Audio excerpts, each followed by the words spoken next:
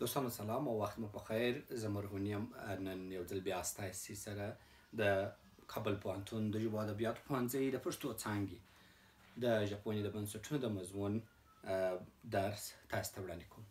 دا زموږ دوهم درس دی. په لومړي تعارفي درس کې موږ پر دې غږېدلي وو چې څه شي وایو، څنګه یې وایو او میتود مو څه شي.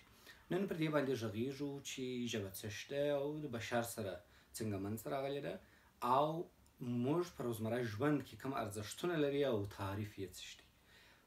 موږ د دې دمخه چې د ژبې په اړه علمي بحث ته ننوځو، تر ټولو اول یوه پوښتنه مطرح کوو. هغه پوښتنه دا ده چې که چیرې ستاسې څخه وپوښتل سي چې د بشر تر ټولو متمیزه او تر ټولو غوره صفت چې انسان له نورو موجوداتو څخه بېلوي هغه څه شي. که مینې ته راسو، مینه حیوانات هم لري. که عاطفې ته راسو، عاطفه حیوانات هم لري. هرې بلې پدیدې ته چې ځو، حیوان زموږ سره په هغه پدیده شریک دی. ولې یوازینۍ پدیده چې د تکلمي او تفاهمي پدیدې په توګه یوازې د انسان مشخصه ده، هغه ژبه ده. هیڅ بل ژوندی موجود نسی پیدا کولی چې د هغه افکار، د هغه خیالات، د هغه عواطف راتلونکي نسلونو ته انتقال شي. په تقلیدي توګه یو له بل څخه زده کوي. که تاسې حیوانات وینئ، دا اوازونه د یو له بل څخه اخلي. تاسې به زیات مرغان لیدلی چې د بل مرغه تقلید کوي. تاسې به میټو لیدلی په کور کې ستاسې د اواز تقلید کوي، مګر دی نسي کولی چې خپل اولاد ته خپل خیالات او افکار انتقال کړي. ولې انسان هغه موجود دی، هغه ژوندی ذات دی چې دی کولی سي خپل افکار، خپل خیالونه، خپل علم، خپله پوهه راتلونکي نسلونو ته انتقال. او د دې ټولو یوازینۍ وسیله ژبه ده. ژبه که په عامیانه توګه راسو، خلکو څخه پوښتنه وکړئ چې ژبه څه شی ده، خلک ژبه درته راوباسي خپل د وجود یو غړی دی نازک چې هرې خواته شوري. ولې په حقیقت کې له علمي لحاظه ژبه هغه پدیده ده چې د انسان ټول افکار، خیالات او ټول اړخونه موږ ته بیانوي. موږ په دې اړه وروسته بحث ته راځو، مګر د اوس دپاره دونه وایو چې د ژبې د اسم وجه یا د ژبې دپاره د دغه پدیدې دپاره د خبرو اترو د پدیدې دپاره د ژبې نوم په دې خاطر انتخاب سوی دی چې هم په انسانانو کې هم په نور حیوانانو کې د تکلم، که هغه اشاري تکلم دی او که زباني یا خبرې کوونکی تکلم دی، دا د ژبې په وسیله کې. که چیرې یو انسان ژبه ونه لري یا حیوان ژبه ونه لري، د هغه د خولې اوازونه نه وځي. ژبه ده چې د انسان او د حیواناتو په خوله کې جلا جلا د اوازونو او غږونو موقفونه جوړوي. که چیرې ستاسې ژبه حرکت ونه کړي، ستاسې مثلا د دال، ب، ت، ټ، ړ، دا لږ په مخکني درس کې موږ ویلي وو د اواز او غږ توپیر، نو د غږونو تولید به ونه سي. ځکه که د انسان ژبه ونه شورېږي، تر سهاره به یوازې دا اواز راوځي. ولې؟ ځکه چې د ده ژبه حرکت کوي او هر حرکت یې ځان ته د اوازونو چوکاټ دی او یو اواز جوړوي یا غږ جوړوي، چې دا بحث موږ وروسته بحثونه کې راځي. د ژبې په اړه زیات بحثونه موجود دي. د ژبې د پیدایش او د تکاملي سیر په اړه وروسته بحث کوو. نن یوازې د ژبې پر پدیدې باندې غږېږو چې ژبه څه ډول پدیده ده. ژبه ما مخکې تاسو ته ویلی چې د بشر ټول پرمختګونه له الفه تر یا، که خدای پرستي ده، دین دی، که چیرې مذهب دی، که عقیده ده، که باورونه دي، که خیالات دي، که تکنالوژي ده، هر اړخ چې د ژوند را اخلي ټوله د ژبې پر تړلي دي. که چیرې ژبه نه وای موجود، موږ نه دین درلود، نه مو ټکنالوژي درلودله، نه مو معاصره نړۍ درلودله، نه په مرضونو پوهېدلو، نه مو د نن کرونا تشریح کولی سوی، نه مو د نن د کرونا هغه وقایوي حالت بیانولی سوی، نه مو کولی سوی چې پوه سو چې دا څه شي او د کومې خوا راغلی. تاسې پوهېږئ چې د هر انساني د ژوند هر اړخ، که هغه عبادات دي، که هغه زموږ آرام ژوند کول دي، که هغه ډوډۍ خوړل دي، که هر څه دي، دا ټوله زموږ د ژبې کمال دی چې موږ په دې پوه سوي یو او دغه تشریح کولی سو چې دا شی ښه دی، دا بد دی، دا خوړلی سو، دا نسو خوړلی، او دې موږ تر دې رارسولي یو چې وکولی سو نننۍ معاصره نړۍ رامنځته کړو. دا د ژبې هغه ارزښتونه دي چې موږ ته را په ګوته کوي چې د ژبو ساتنه، د ژبو پالنه او د ژبې باندې پوهېدنه او د ژبې په سټرکچرونو او ساختمانونو او جوړښتونو باندې پوهېدنه موږ ته راپهموي او موږ باید دې ته متوجه کوي. کله چې ژبه د انسان په ژوند کې د انسان او د بشر په تاریخ کې تر ټولو زیاته د توجه او عطف وړ پدیده سول، نو لازمه ده چې د ژبې په اړه لا نور زیات پوه سو. په نړۍ کې څومره ژبې موجودې دي او څه ډول ژبې موجودې دي، د کومه سوي دي، څنګه رامنځته سوي دي. خو د نن موضوع یوازې دا ده چې ژبه څه شي ده. ژبه موږ چې کله د ژبې په اړه بحث کوو، تر ټولو زیات موږ چې افغاني ټولنه یو، موږ پر عقیدتي اړخونه باندې اعتقاد کوو او پر هغه باندې باور لرو. ژبه قرآن عظیم شان وایي چې موږ واعلم آدم اسماء كلها، موږ آدم علیه السلام ته ټول اسمونه ور وښودل. کله چې موږ د ژبې ساختمان او د ژبې ساختار او جوړښت ورننوځو، هر شی چې په ژبه کې موجود دي، که هغه فعل دی، که حرف دی، که اواز دی، که غږ دی، ټوله اسمونه دي، ټوله سمبولیک نومونه دي. نو موږ په دې عقیده یو چې یا په دې باور یو دغه شی په لاس راځي چې په ژبه کې موجوده ټول کلمات، الفاظ، تورې، حروف دا ټوله اسمونه دي د هغه شیانو دپاره چې شاته یې چشم پرته هغه معنا پرته ده. ولې دا زموږ د یو بل بحث موضوع ده چې د ژبې د پیدایښت په اړه غږیږو، مګر د نن لپاره موږ د ژبې پر تعریف باندې غږیږو. د ژبې په اړه زیات شمېر تعریفونه موجود دي، ولې ځینې داسې تعریفونه چې کولی سي موږ ته د ژبې هغه ارزښت په لاس راکړي او موږ د ژبې په اصل ماهیت باندې پوه سو راخلو. د ژبې تعریفونه زیات دي. ډېر خلک وایي چې ژبه د پوهولو او راپوهولو وسیله ده. دا یو ډېر لنډ تعریف دی. زه خبره کوم، تاسې اورئ، تاسې خبره کوئ، زه اورم. زموږ ترمنځ د یو ټاکلي هدف لپاره څه کېږي، یو مکالمه ترسره کېږي. دا څه ده، دا ژبه ده. بل تعریف یې دا دی چې ژبه د غږیزو او اوریزو نقشو نښانو ټولګه ده. د غږیزو یعنې په دې معنا چې زه غږیږم، تاسې اورئ، او د اوریزو چې اوریدل کېږي. مګر دلته دا تعریف نیمګړی کېږي په دې خاطر چې د لیک څخه، اوس مثلا زما مخ ته یو لیک پروت دی، زه دا اورم، نه غږ اورم، بلکې زه دا وایم. دا هم یوه ژبه ده، یو خاموشه ژبه ده لیک. دلته یو دغه ترسره کېږي، یو مکالمه ترسره کېږي. نو په دې اساس دا تعریف بېرته ناقص کېږي. بل تعریف داسې راځي چې ژبه یوه بیولوژیکي پدیده ده. څنګه چې انسان خوراک، څښاک او خوب ته اړتیا لري، په همدې توګه خبرو کولو ته هم اړتیا لري. ژبه یوه کسبي، تړوني، ټولنیزه او مدني پدیده ده، نه عضوي او ارثي. دلته څو خبرې موجود دي. اوس ژبه یو کسبي ده. څنګه کسبي ده؟ د ژبې ساختمان یا جوړښت د انسان په مغز کې موجود دی، مګر الفاظ یې له ټولنې څخه کسب کوي. مثلا ستاسې یو فعل دی، مثلا زه یو نوی فعل تاسو ته وایم، ساکشل. اوس نو ساکشل، ساکاژم، ساکاژې، ساکاژو، ساکاژي، ساکاژي، دغه جوړښت ستاسې په ذهن کې وو، مګر دا ساکشل فعل تاسې کسب کوي. زما څخه مو کسب کوي، یعنې زما څخه مو واخیستی، ځان ته مو واخیستی او خپل چوکاټ ته مو واچوئ. دا یې کسبیتوب دی. یا مثلا د دوهمې ژبې زده کول، چې تاسې دري ژبه زده کوئ، هغه تاسې کسبوي د خلکو څخه. ولې د ژبې په اړه ستاسې په ذهن کې هغه جوړښت شته. بل تړونۍ ده. تړونۍ په دې معنا چې د څو انسانانو ترمنځ د تړون یو وسیله ده چې انسانان سره تړي. دا یو معنا ده د تړون. بل معنا یې د تړون دا ده چې دغه شی دی، دا کتاب نه دی، یو شی دی، دا شی ما جوړ کړي. دلته یو ځوان راځي، هغه ته وایم ما دا شی جوړ کړي، داسې معلومات پکښې کړي. هغه وایي نو دې ته څه شی وایه؟ زه ورته وایم دې ته ما چکش ویلی دی. هغه وایي چکش څنګه ورته وایه؟ دا خو څنګه هېڅ خوند نه ورسره کوي. دا نو په دې وخت کې دریم سړی راځي، وایي دا څه شي دی؟ زه ورته وایم دغسې شی مو جوړ کړی دی. هغه وایي دې ته به کتاب ووایو.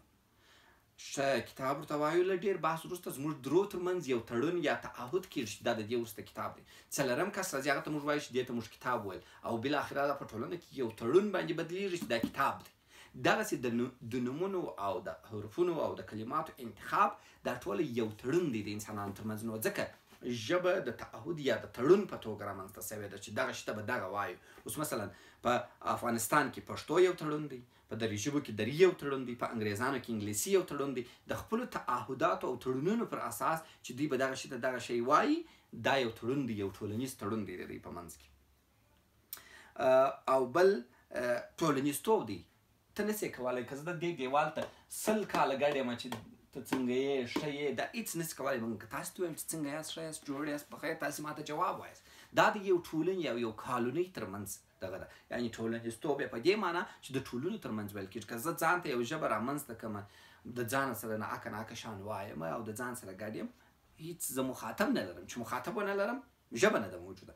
نو د ژبه کې مخاطب موجودیت او د یوې ټولنې په موجودیت کې رامنځته کېدل یې تر ټولو اساسي شرط دی. یعنې د ټولنې د راټولې او مدني په دې معنا چې انسان له وحشیتوبه څخه چې راباسي او پر یوې ټولنه یې راټولوي، نو دا د مدنیت یوه نښه ده. دلته یو شی په راځي چې هغه عضوي او ارثي نه ده، مګر اسلام د دې خبرې سره په ټکر کې دی. دا په اوسنۍ نړۍ کې یو خبره ده چې ژبه په میراث نه پاتې کېږي، مګر ژبه انسانانو ته مطلق په میراث پاتې کېږي. په دې معنا په میراث پاتې کېږي چې د ژبې ساختمان او جوړښت چې د انسان په وجود کې په کم تکامل موجود دی، او څنګه چې قرآن اعظم شان وایي چې ولسان او شفتین وایي، او لوړ اواز ورکول وایي، د مغزو خبره او د تفکرون او تعقلون خبره وایي، دا په ثبوت رسېږي د اوسني ساینس په اساس چې ژبه موروثي پدیده ده. ځکه موږ وینو موږ د حیوانانو سره هم ژوند کړی دی، په کور کې مرغان هم ساتلي دي. که چیرې دا کسبي وای، نو د مرغانو او حیوانانو هم زموږ په رقم مغزه لري، ژبه لري، دا هغو زموږ څه ولې نه کړه کسب. نو دا د دې راست په ثبوت رسوي چې ژبه موروثیت لري، مګر کم موروثیت لري؟ عقلي او عصبي موروثیت لري، او زموږ په وجود کې د دې موروثیت ثابتېږي. بل شی دلته ډېر مهم دا دی چې انسانان که تاسې وګورئ د کټګوریو له لحاظه په بېلابېلو کټګوریو کې ویشل شوي دي. ځینې انسانان ژبې ډېر ژر زده کوي ځکه د هغه ژبو ته دا نږدېوالی لري، او د دې یو عمده علت دا کېدلی شي چې د انسان ژبه او د بشر ژبه له لومړي سره یوه وه، ولې د تکامل او تکاثر په نتیجه کې دوی سره لرې شوي دي او دا نوې ژبې رامنځته کړي دي او فاصلې ایجاد شوي دي. نو د دې بحث وروسته راځي چې څنګه ژبې تکاثر کړي دي، دا زموږ یو بل بحث دی. نو په دې اساس دغه ژبې د دوی سره موروثي دي.